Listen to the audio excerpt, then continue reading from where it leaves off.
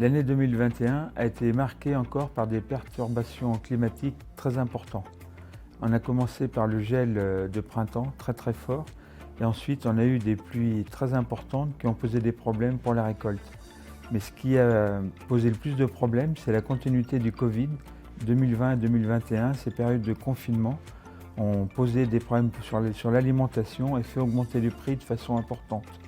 Mais ce qui est encore le plus marquant, c'est le début d'année 2022, par la guerre en Ukraine, où là, on a vraiment un problème sur la récolte et sur l'espérance de rendement.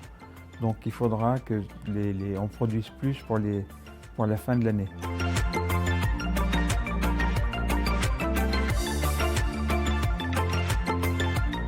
Alors effectivement, par rapport à la guerre en Ukraine, ça aura obligatoirement des conséquences sur la politique environnementale.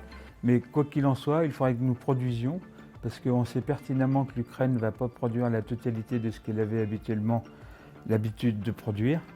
Mais ce n'est pas incompatible, parce qu'on peut respecter les politiques environnementales. Ce qui est important, c'est d'avoir un équilibre économique sur l'exploitation et du coup faire notre travail d'agriculteur.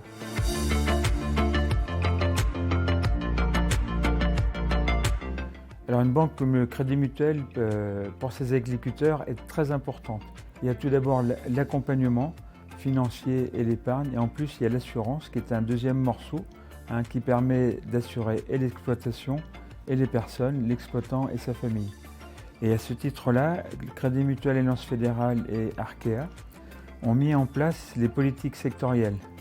Ça permettra aux chargés d'affaires d'accompagner les clients sociétaires et d'évaluer la progression qu'ils auront à faire pour avoir des pratiques plus vertueuses et à partir de là, de les aider à aller plus loin.